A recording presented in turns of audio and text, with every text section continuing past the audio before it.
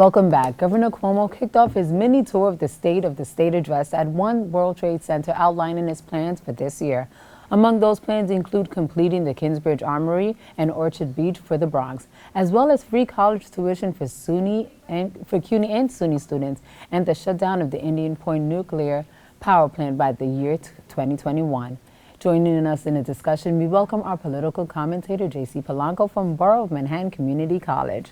J.C., Happy New Year. Happy New Year. It's been a while since I've seen you. Yeah, how's everything? Everything is good, thank Good to you. see It's you. always good to see you. So, talking about the governor's State of the State address, one of the first things I want to, and there he is, we see him on the train. One of the first things I want to bring up is the plans for our borough with the Kingsbridge Armory and Orchard Beach. It's been a long time plan in the waiting. Our borough president has been talking about it. What do you think about that?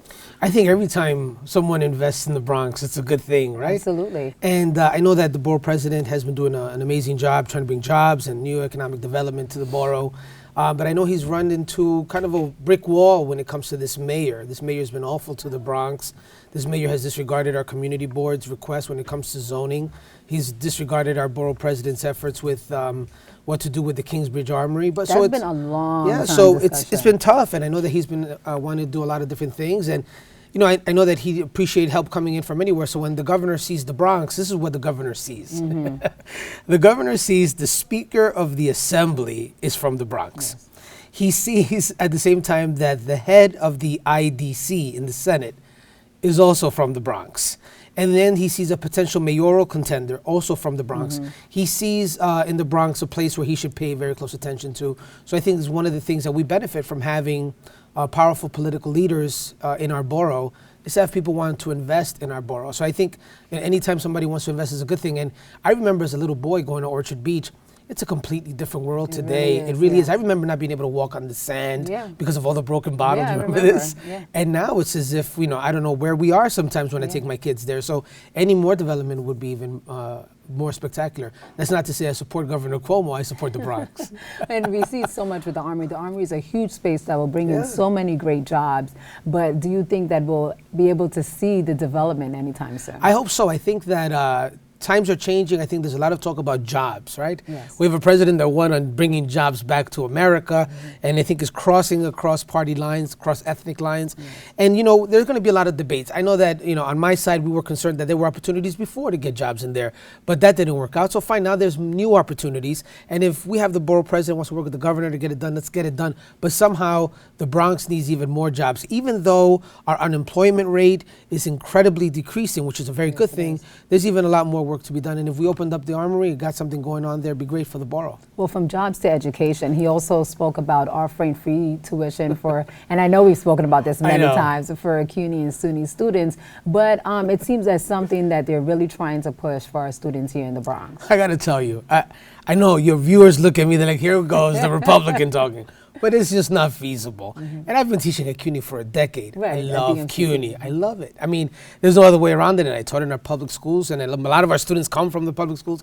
But to be honest with you, this isn't the 60s and the 70s. This is a completely different era. To think that you can... What is it, do you think, that's holding it back? I think what's holding it back is practicality. What are you going to do with thousands and thousands and thousands of new students that will be coming in trying to get free tuition? What are you going to build? More universities? Where are you going to hire all these thousands of new professors? Who's going to pay this bill? And where are they going to work when they finish school? I mean, these are some real questions that I think that when Bernie Sanders says it, it's almost so enlightening and so invigorating for young people to hear that no debt, I'm going to do it, I'm going to get it for free. There's no such thing as for free, and it's not practical. But then more jobs being created, they'll be able to give back to their community.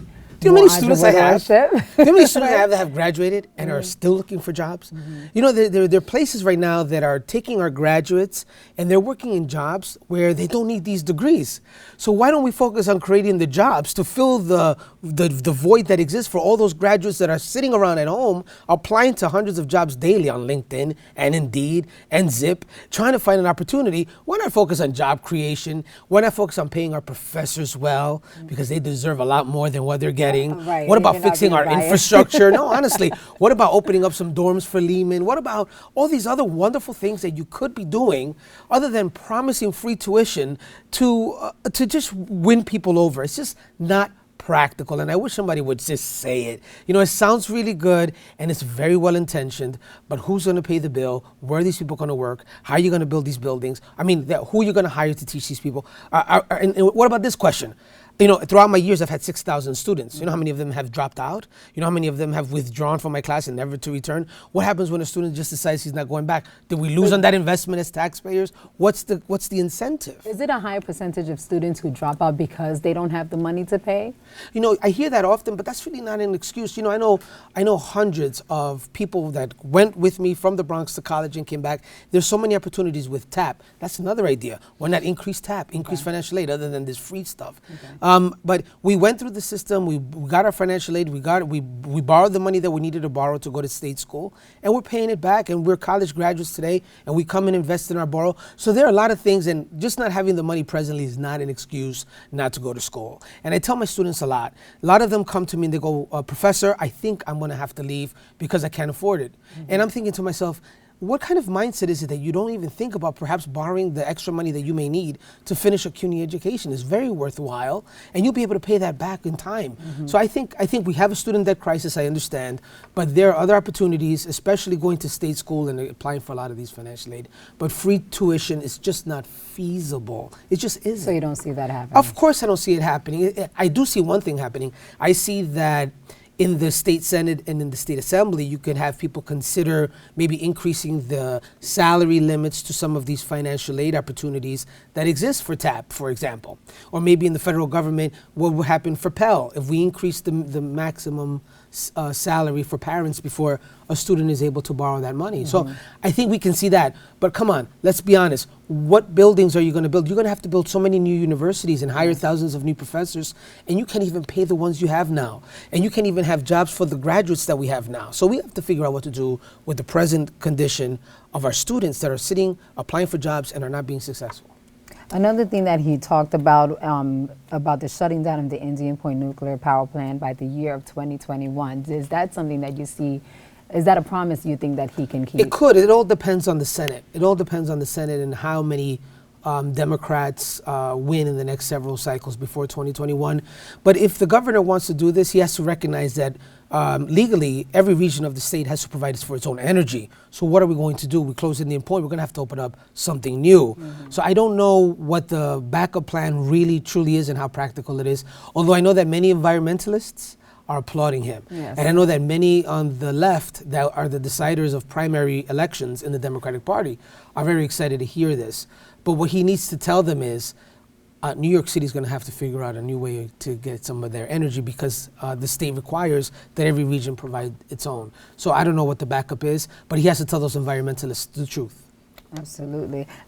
You know, all in all, it seems like he was really trying to encourage New Yorkers that change, and we keep on hearing about change, that change is coming, you know, with schools and all about job creation and about us being able to maintain. What did you think of the overall address? Well, I think that I think these speeches are great. I don't think he's very good at giving speeches, but there's always something positive about it. And when people hear change in the government, they like to hear that, especially after so many years of hearing bad things about elected officials going down for bribery scandals and the government being ineffective, and so many New Yorkers not happy about the recent federal elections. You know, it's good to hear from many people that there's something going on in Albany. But when he talks about change, I really think, like many politicians, including those on my side of the aisle, so hate me if you want and tweet at me, JC Polanco, NYC. When you hear change, it's always change that they can control. So as long as it's change that they're in full control of, they're okay with it. I don't know how much change he's going to really bring about. I don't. I think that when he wants to force the legislature to do things, he has to remember that in New York, there are 3 different branches of government and all of them are co-equal. And I know that a lot of legislators that I speak with are not happy about the fact that he likes to dictate from above and be very authoritarian in his style. And I think that's going to be a problem for him down the road, especially when you have the 5 conference leaders in Albany and all of them are very strong themselves. Excellent. Well, switching topics real quick, we want to go on and talk about Obama's farewell speech yesterday, and we have a little clip.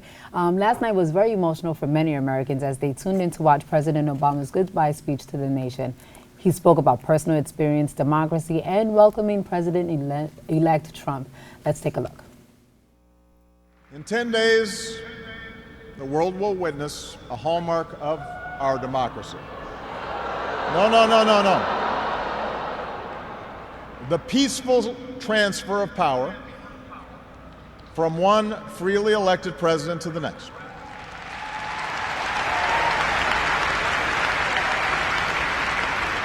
I committed to President-elect Trump that my administration would ensure the smoothest possible transition, just as President Bush did for me. Because it's up to all of us to make sure our government can help us meet the many challenges we still face. We have what we need to do so. We have everything we need to meet those challenges. After all, we remain the wealthiest, most powerful, and most respected nation on earth. Our youth, our drive, our diversity and openness, our boundless capacity for risk and reinvention means that the future should be ours. So, you know, JC, I think no matter what side you're on, you have to say that Obama gave a great speech last night. I have to tell you, I agree. I went on Facebook and I went at it with my friends because, as you can imagine, as a Republican, all I have is, I have a lot of Democratic friends, but so many Republicans, and they were attacking. And I'm like, guys, the speech was phenomenal. It was compassionate, empathetic. Yes. I mean, he says in his speech, hey, listen, brown guys like me, think about what it's like to be a white guy. Yes. Think about what it's like to be him. Well, on the outside, he said, you think everything is perfect, but inside, his job is gone through automation. His life is uncertain. He doesn't know what's going to happen, how he's going to feed his family next. And then he asked white Americans, think about what it's like to be on the other side. It's something that, you know, it's a skill set. He's amazing. Before, but I felt like at this point, he really took it home. He did. And it was a unifying speech. It was a hopeful speech. There was nothing anti-Donald Trump about it. It was very hopeful. It was, you know, we're going to get through this. We're going to be hopeful about the future. This is bigger than us. And listen, I went on last night in the networks and I really dissected the speech from obviously a partisan perspective because that was what I had to do. Yes. Okay, and I'll do it again. But when we look at the things that weren't mentioned, whether it's, you know, the increase in food stamp recipients, whether it's the 4,000 murders in Chicago, all these things, of course they weren't mentioned. That's not the forum to mention it. Right. So obviously a lot of the things that the opposition that I'm in, we would like to point out. We can have a lot of fun pointing them out and the things that he left out, and that's true. But that speech last night was phenomenal. It was perfect. It hits home. It reminds us that we are on the same team. We may have different opinions, and it gave us some homework. I think any speech that gives you homework and leaves you to think about when you leave that speech is a great speech. Definitely. So the homework for all of us was let's try to make the change ourselves. Mm-hmm. If you want to change things and don't like what you see, pick up a clipboard, get some signatures, and run for office yourself. Organize. Exactly what he did in his early Exactly. years. So I think it was great. You could be a Republican, conservative, liberal, Democrat. Doesn't matter. I mean, those are inspirational factors that we got from that speech. And I'm willing to bet that if he were honest, even Donald Trump would say, damn, that was a great speech. You didn't see him tweeted anything about it I didn't see anything, night. but I think it was good. Quiet. It was good. I liked it a lot, and I would watch it, and I would recommend that if you haven't watched it, I know BronxNet is probably having it on BronxNet.com. Check it out. I think it's great. Mm-hmm. I think obviously it's always good exercise to go through the democratic practice of breaking things down and what he said that may have been a little too exaggerating or what he left out. That's great. We can do that. And if you want, you can add me on Facebook. We'll have fun doing it throughout the day. But watch it from an objective perspective and see that this is a president who has had 10 days left. Right? At the moment. Fast, yeah. And try to unify the country. Look at his daughter. And it's just an amazing thing. And the only time we actually saw him break down was when he talked about his wife. That's right. And everybody. I think everyone. You don't even have to have a wife. I know single guys were like, oh my God. How beautiful was that? Yes. And I think it was great. Yes, just to see the unity that they have and will continue to have. And like you said, he really just wants to keep America together. And I think that's what's important. And I know what? You know what? I think a lot of us are going to miss something else. What? The new president is bombastic, but he doesn't have this ability to connect and this finesse with words. He doesn't have it. We all have different skill set. This isn't one of his. Mm-hmm. I think we're going to miss this style. I agree. We are. I know as a little boy, I used to watch Reagan a lot. And I was probably the only kid in the Bronx watching Reagan, excited to see this guy talk, because I found him inspirational as a little boy. And I find President Obama to be inspirational as well. And I think we're going to be yearning to see some newcomer come in and take the role of orator. Absolutely. JC, thank you so much. Thanks. It's always great having Good to you see you. here. We'll be right back with more Open in a minute.